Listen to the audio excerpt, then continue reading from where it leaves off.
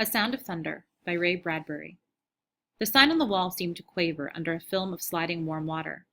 Eccles felt his eyelids blink over his stare, and the sign burned in this momentary darkness. Time Safari, Inc.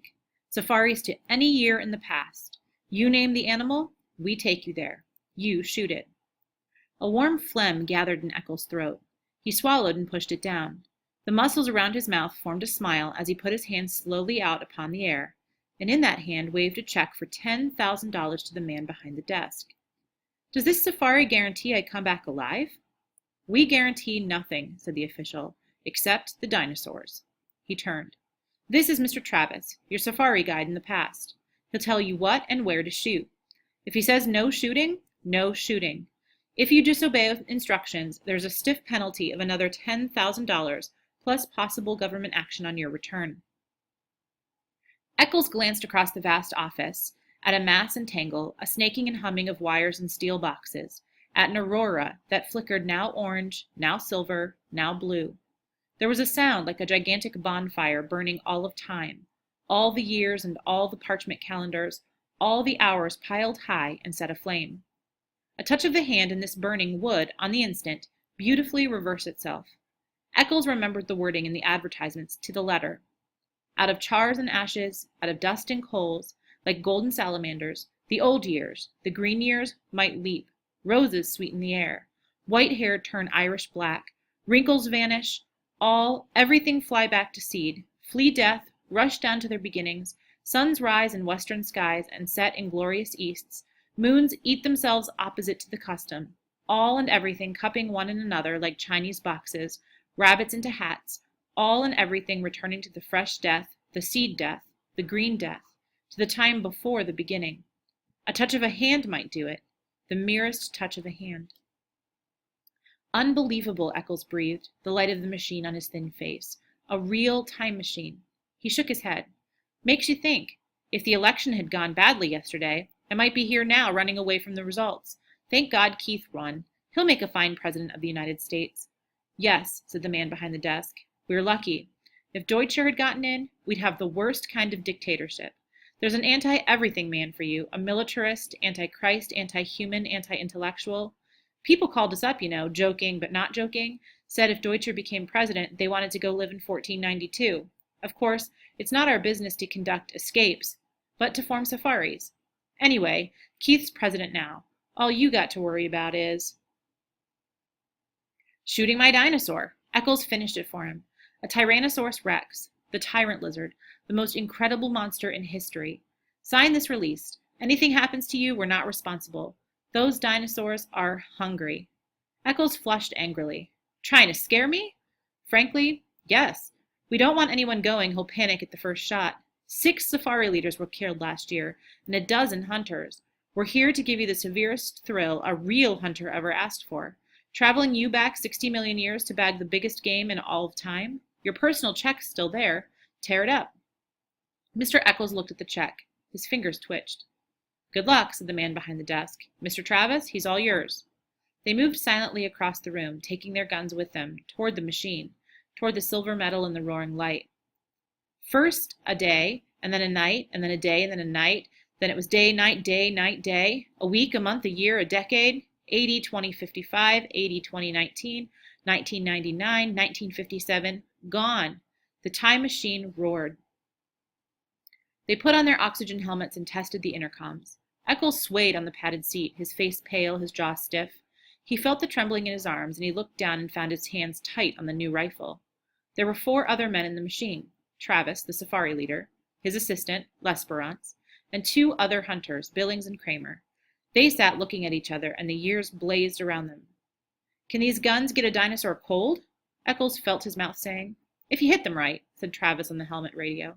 Some dinosaurs have 2 brains, one in the head, another far down the spinal column. We stay away from those. That's stretching luck. Put your first 2 shots in the eyes if you can, blind them, and go back to the brain. The machine howled. Time was a film run backward. Suns fled and 10 million moons fled after them. Think, said Eccles. Every hunter that ever lived would envy us today. This makes Africa seem like Illinois.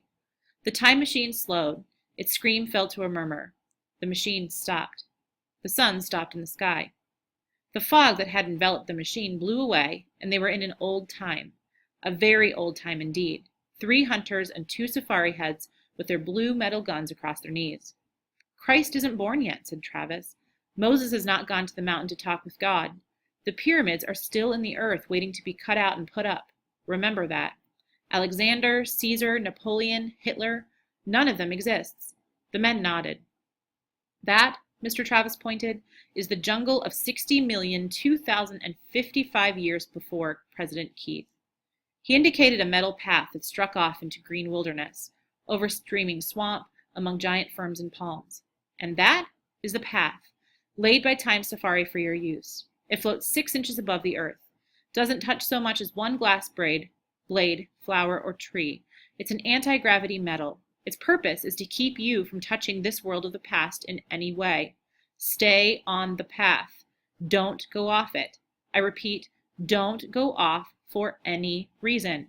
If you fall off, there's a penalty. And don't shoot any animal we don't okay.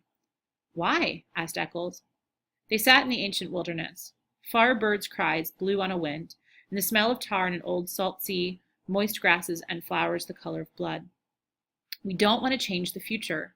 We don't belong here in the past. The government doesn't like us here. We have to pay big graft to keep our franchise. A time machine is finicky business. Not knowing it, we might kill an important animal, a small bird, a roach, a flower even, thus destroying an important link in a growing species. That's not clear, said Eccles. All right, Travis continued. Say we accidentally kill one mouse here. That means all the future families of this one particular mouse are destroyed, right? Right. And all the families of the families of the families of that one mouse. With a stamp of your foot, you annihilate first 1, then a dozen, then 1,000, 1,000,000, 1,000,000,000 possible mice. So they're dead, said Eccles. So what? So what? Travis snorted quietly. Well, what about the foxes that'll need those mice to survive? For want of 10 mice, a fox dies. For want of 10 foxes, a lion starves. For want of a lion, all manner of insects, vultures, infinite billions of life forms are thrown into chaos and destruction. Eventually, it all boils down to this. 59 million years later, a caveman, one of a dozen in the entire world, goes hunting wild boar or saber-toothed tiger for food. But you, friend, have stepped on all the tigers in that region by stepping on one single mouse. So, the caveman starves, and the caveman, please note, is not just any expendable man. No, he is an entire future nation. From his loins would have sprung 10 sons, from their loins 100 sons, and thus onward to a civilization. Destroy this one man, and you destroy a race, a people, an entire history of life. It's comparable to slaying some of Adam's grandchildren. The stomp of your foot on one mouse could start an earthquake, the effects of which could shake our earth and destinies down through time to their very foundations. With the death of that one caveman, 1 billion others yet unborn are throttled in the womb. Perhaps Rome never rises on its 7 hills. Perhaps Europe is forever a dark forest, and only Asia waxes healthy and teeming. Step on a mouse, and you crush the pyramids. Step on a mouse, and you leave your print like a Grand Canyon across eternity. Queen Elizabeth might never be born. Washington might not cross the Delaware. There might never be a United States at all. So be careful. Stay on the path. Never step off. I see, said Eccles. Then it wouldn't pay for us to even to touch the grass. Correct. Crushing certain plants could add up infinitesimally. A little error here would multiply in 60 million years, all out of proportion. Of course, maybe our theory is wrong. Maybe time can't be changed by us. Or maybe it can be changed only in little subtle ways. A dead mouse here makes an insect imbalance there, a population disproportion later, a bad harvest further on, a depression, mass starvation, and finally a change in social temperament in far-flung countries. Something much more subtle, like that. Perhaps only a soft breath, a whisper, a hair, pollen on the air, such a slight change that unless you looked close you wouldn't see it. Who knows? Who really can say he knows? We don't know. We're guessing.